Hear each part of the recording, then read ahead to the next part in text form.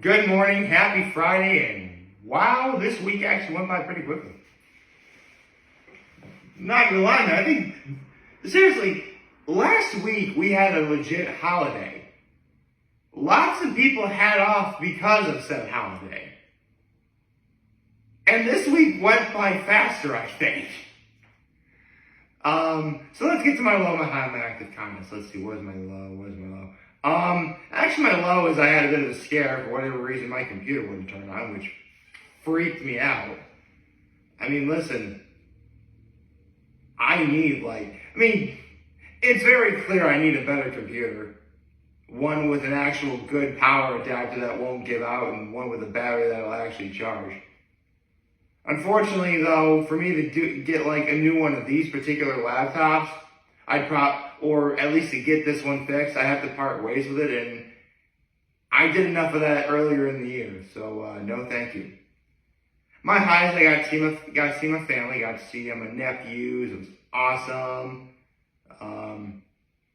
My folks and I went out to dinner last night, nothing major, we just went to Popeyes, which, I don't think I've ever said this on camera before, but yeah, it's true. Popeyes has the best chicken sandwich I've ever had. That's in a fast food chain. The actual, full disclosure, the best chicken sandwich I've ever had, this is back when it was 2022, went to Boley Hill, had the Southwestern BLT, which is not only was that the best chicken sandwich I ever had, it was also the best BLT I ever had. That's how good it was. But Popeyes, very good chicken sandwich.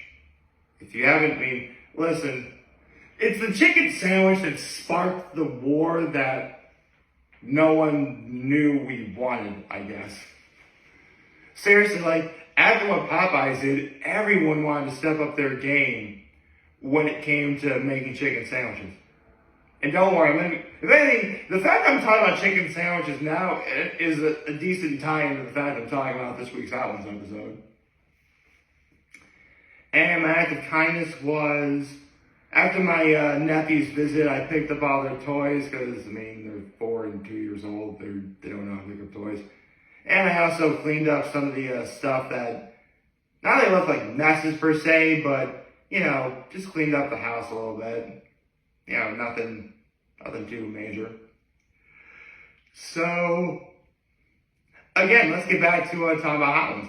Okay, so, before I get into this, I have to say, I was rather surprised that not once did Sabrina Carpenter being on Girl Meets World, that wasn't brought up. I'm shocked. Or the fact she was in the movie, seriously, okay, full disclosure, I saw the movie The Hate U Give. In fact, that was one of the very first movies I ever did. Back when I did them in my car immediately after I saw the movie, right? I really couldn't talk very much about that movie because, let's be real here, I'm white and there's just some things I am never going to understand, and that's okay. What I could understand is, Sabrina Carpenter was in that movie and she was really good, even though she was legitimately the white. Unfortunately, she played the white character that is a friend but really doesn't understand. I'll just leave it at that. Anyway, but Sabrina Carpenter was on Hot Ones, and here's the thing, I know a little about Sabrina Carpenter, but that's actually the great thing about Hot Ones. I always learn so much, I say this a lot, I always learn so much about the person in the Hot Ones chair upon, watching the episode. So,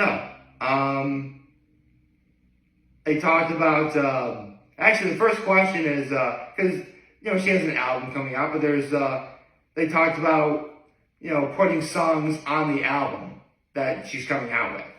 Specifically, they talked about the song Nonsense, which is a song she really liked, but she hesitated putting it on the album.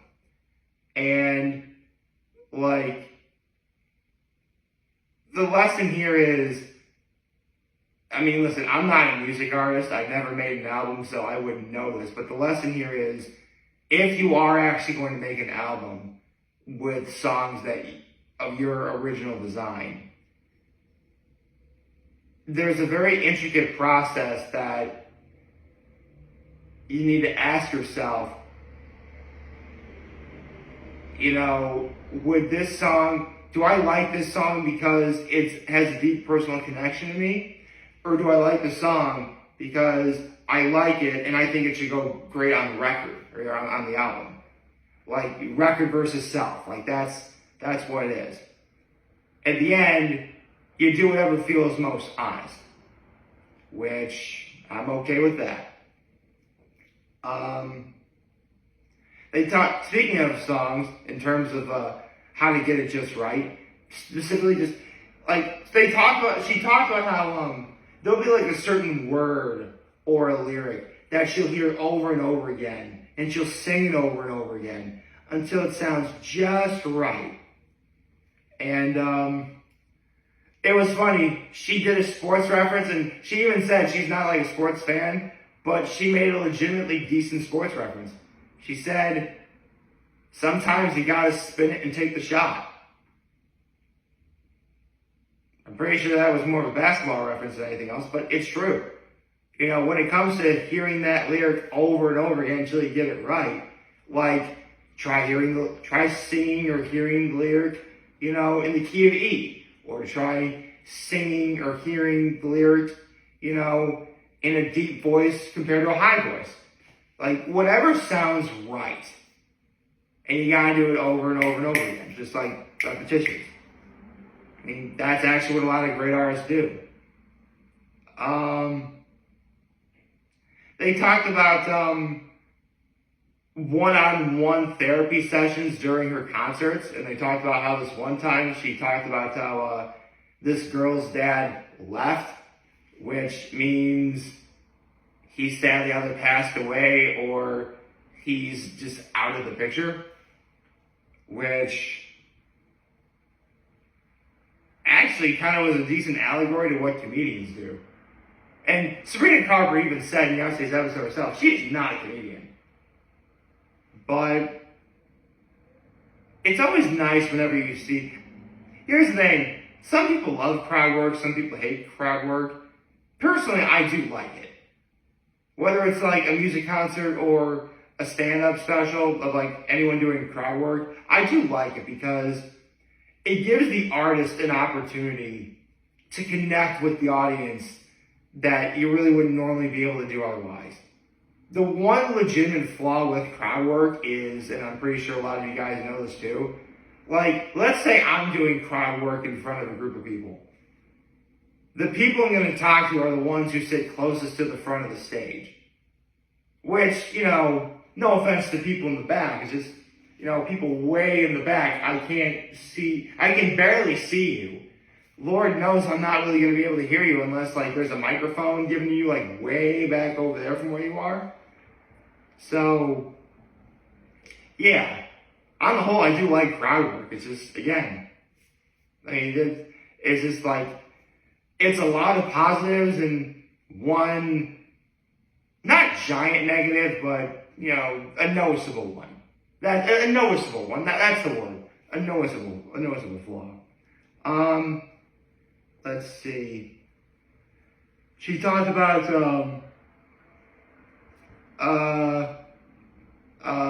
steaming and vocal warm-ups and using herbal honeys to protect and maintain like your voice.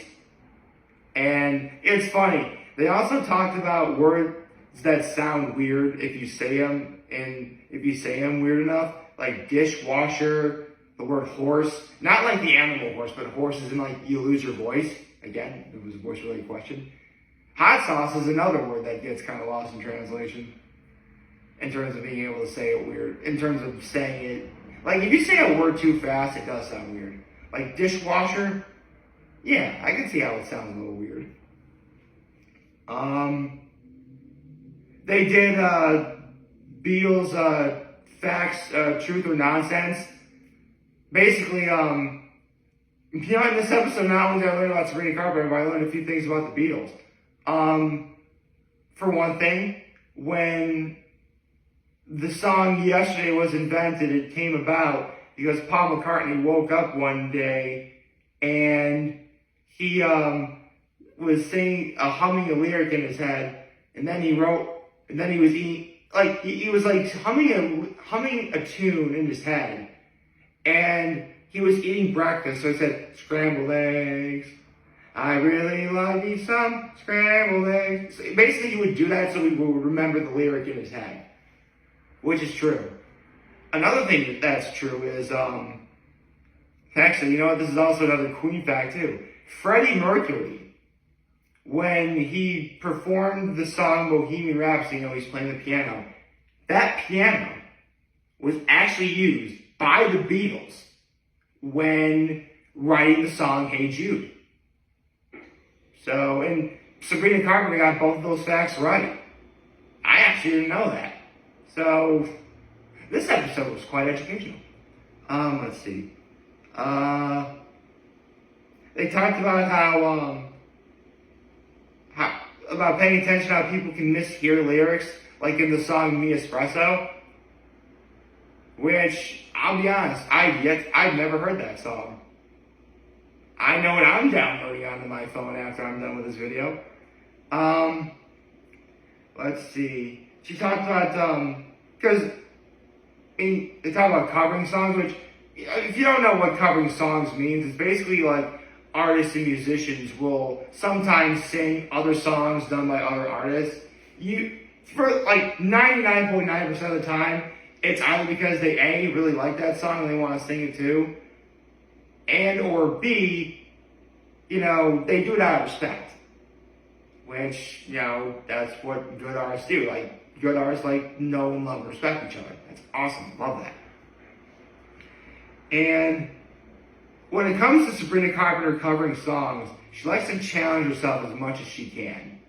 Like, sometimes she'll do a song that's done by, in like a deeper tone, or even by like a guy even. I say deeper tone because there are women singers who can sing deeper than other women singers can. I actually know a lot. Yes, I know a lot more about music than I let on. And, you know, challenge yourself, which I applaud greatly. Seriously, like, some of the best artists, whether they're actors or musicians or even comedians, like, they challenge themselves because they know that if they don't, they could be stuck where they are forever and never really evolve. That's the beauty of it. Challenging yourself also can lead to evolution. And I love that. I love when artists explore that sort of thing. Because it leads to outside the box thinking that can lead to really great things. It's awesome. Oh, right. Much like Serena Williams, getting to the bomb beyond insanity, it was just her reaction to the bomb. Which, whew. I mean, Serena did handle it better. I was legit worried about Sabrina, okay? I was legit worried about Sabrina Carpenter because, like, she literally, like, come to think of it, both Serena and Sabrina, which I'm just realizing that they both rhyme, like, they both said, like, well, Serena said she was like, oh man, I'm throwing the towel. Sabrina thought, like, she thought she was like, gonna give up, which really kind of freaked me out a little bit. But she didn't. She pressed on.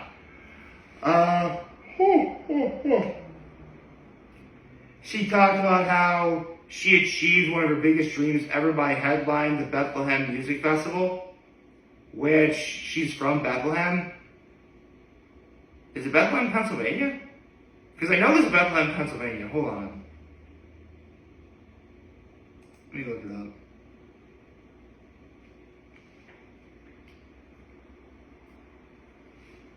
Here we go.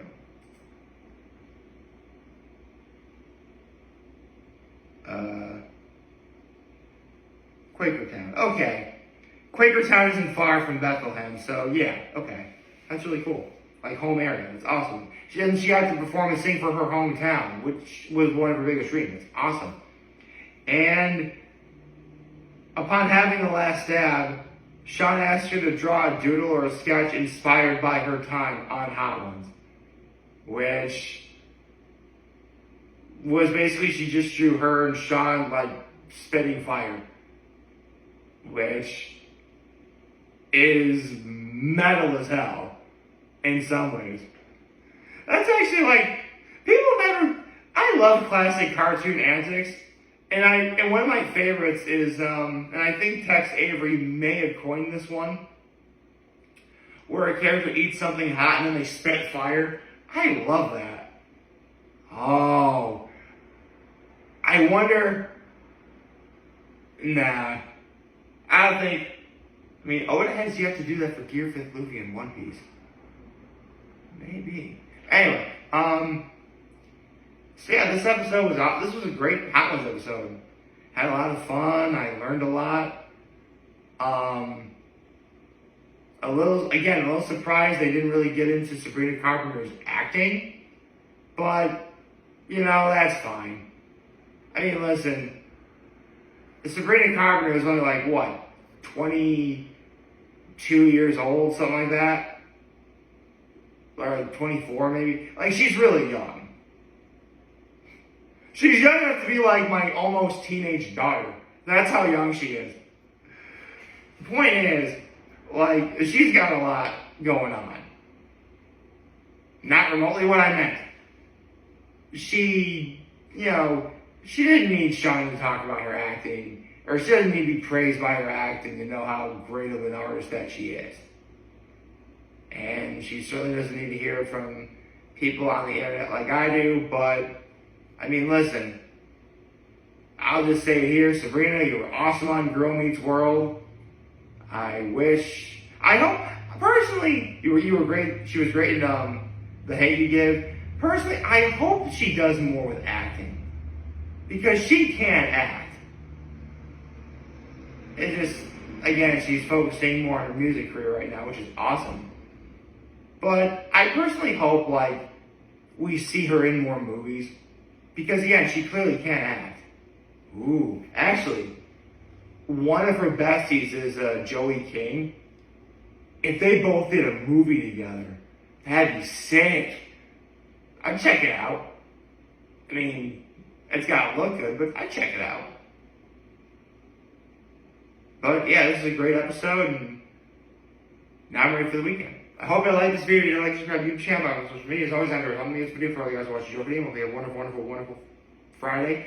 And remember, if you guys want to talk channels, we're here to let you know when you're back. Take care and make good choices. 607 all day, baby.